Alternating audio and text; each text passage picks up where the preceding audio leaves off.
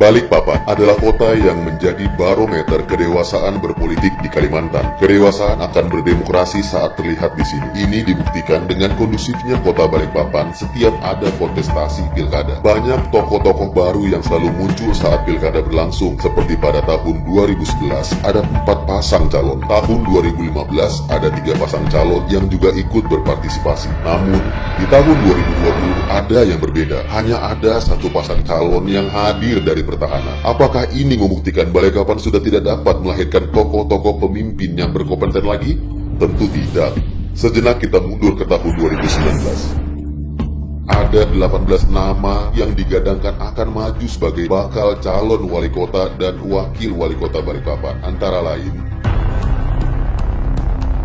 masuk ke tahun 2020, sepanjang jalan Balikpapan banyak dihiasi baliho bakal calon wali kota Balikpapan. Nama-nama yang hadir pun mulai mengkerucut yang katanya mengantongi dukungan dari beberapa partai seperti Ahmad Basir yang didukung Nasdem, Hanura, P3, PKB, Perindo, dan PSI. Tohari Ajis didukung PDI Perjuangan, Rahmat Masud didukung oleh Golkar, Syukri Wahid didukung oleh PKS, Yasser Arafat didukung oleh Gerindra, dan Letkol Salahuddin Siregar melalui jalur independen. Dari sini kita bisa melihat Balikpapan memiliki banyak tokoh yang memiliki kemampuan ingin memajukan kota Balikpapan. Namun semua sirna. Beberapa hari sebelum penutupan pendaftaran di KPU, seluruh partai seakan terborong oleh Rahmat Masud yang berpasangan dengan Tohari Ajis. Walaupun sebelumnya Rahmat tidak pernah mengakui jika ia berpasangan dengan Tohari. Apakah ini kawin paksa? Dan kenapa secara tiba-tiba hampir semua partai beralih ke nama Tohari? Apakah demokrasi Balikpapan telah mati? Banyak pertanyaan muncul di masyarakat. Mengapa hanya ada 1 pasang calon? Masyarakat yang kecewa berinisiatif membentuk gerakan kota kosong atau yang sering disebut kokos dengan tujuan ingin melawan kekuatan uang yang telah membeli demokrasi di Balikpapan. Seiring berjalannya waktu, gerakan ini pun mulai besar dan menghasilkan banyak dukungan sampai ada pihak yang tidak ingin pergerakan ini semakin besar, bahkan secara langsung mengganggu pergerakan kokos ini. Sebagai contoh, kasus tuntutan dari sekelompok pengacara yang menuntut pergerakan kokos di lapangan Merdeka, hingga kasus pelarangan deklarasi pergerakan kokos di Gedung Dom Balikpapan pada hari Minggu tanggal 18 Oktober 2020.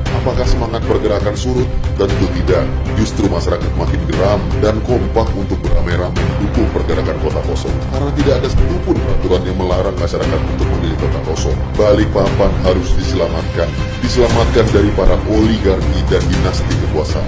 Jika kamu adalah orang yang juga merasa keresahan sama seperti kami, tenang, kamu masih memiliki pilihan. Kota kosong. Demokrasi.